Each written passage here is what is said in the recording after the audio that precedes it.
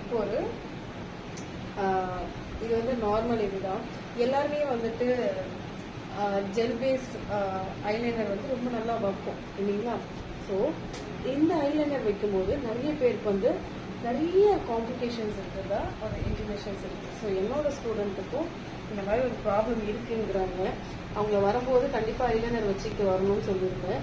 But என்னன்னா அவங்களுக்கு வந்து நீங்கள் ஐலைனர் இது பண்ண வேண்டிய. ஸோ 2 பேருமே இப்போ ஐலைனர் வைக்க போகிறோம். எப்படி இருக்குன்னு பார்க்கலாம். ஓகேவா? என்ன உங்களுக்கு ஓகேவா? ஞாபகம் இருக்கா? எங்கேருந்து ஸ்டார்ட் பண்ணணும்னு சொன்னேன்.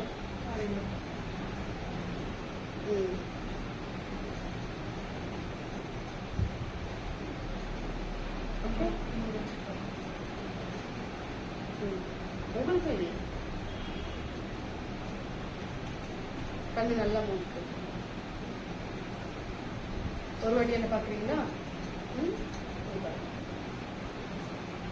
ஓகே, ஃபர்ஸ்ட் இதை எடுத்துட்டு இதுல கொஞ்சம் இது பண்ணணும்.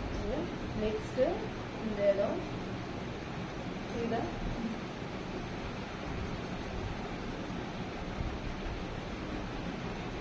அப்படியே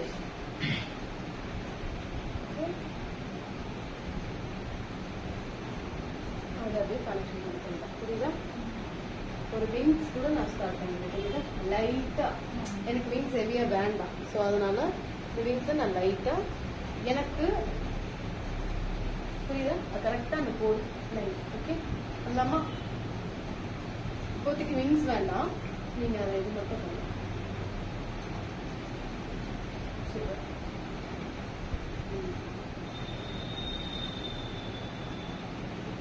புரியுதா மீனா?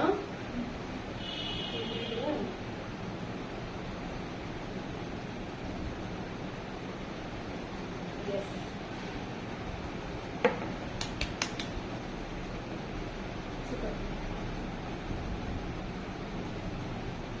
உடனே கண்ணை திறந்தாலும் இது உங்களுக்கு இது ஆகாது.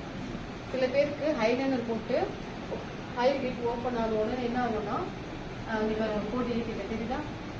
ஒரு கோட்டு இப்போ கரெக்டா இருந்தது, நீங்க ரிமூவ் பண்றேன்ட்டு ஒரு கோட். ஸோ அப்போ ஈக்குவல் பண்ணுங்க. நான் இது எந்தெந்த கண்ணுக்கு எப்படி எல்லாம் போடணும்ன்ற ஷேப்பிங்க உங்களுக்கு அதுக்கப்புறம் சொல்லிட்டேன். ஓகே, புரியுதுங்களா? தெரியுதுங்களா? ஸ்லைட்டா வச்சிருக்கேன்.